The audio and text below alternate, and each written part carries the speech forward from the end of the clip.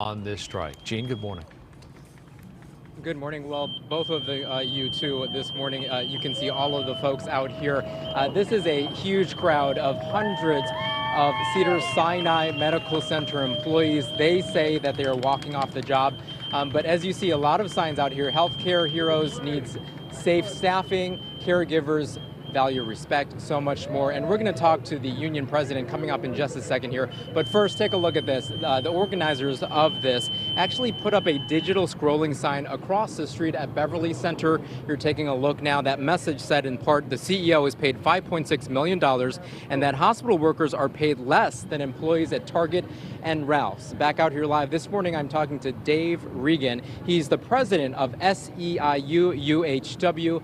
And thank you so much for talking to us. What is the message here? I know you guys are talking about being out here all the way through Friday. The message is very simple. We are in an extraordinary time right now. We're in the middle of a pandemic.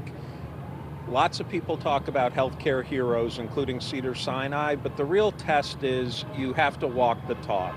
We're understaffed, we're underpaid. For the first time in the history of Cedars last year, they made over $1 billion.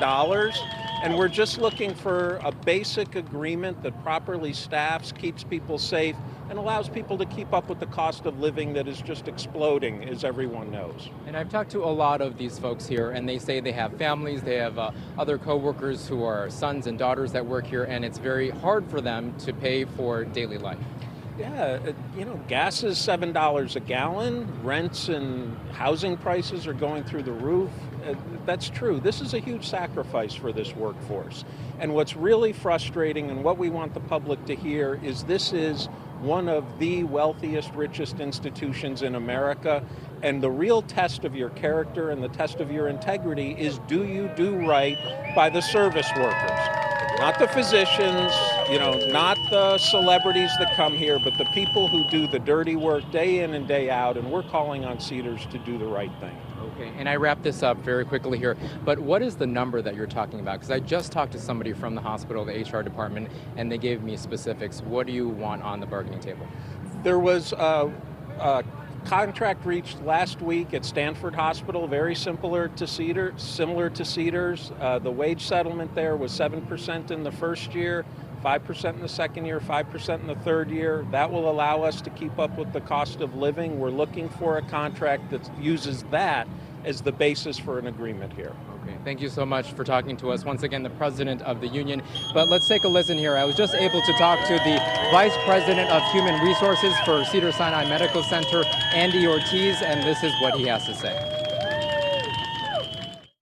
We're offering a package that is about 16% over a 3-year period, and the SEIU UHW, they have not moved on their proposed economics, which is 46% over 3 years, and that amounts to about 29% in the first year. And we just think that that's unreasonable. The vast majority of those people that are on the picket line are not employed by Cedars-Sinai.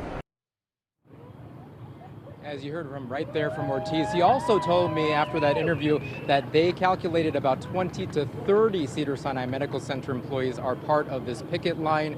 Of course, a lot of information going through very fluidly right now. And we know that the CEO and president of the hospital has said that the medical care and the attention will continue at this facility despite this picket. Reporting live here at Cedars-Sinai Medical Center, Gene Kang, back to you in the studio.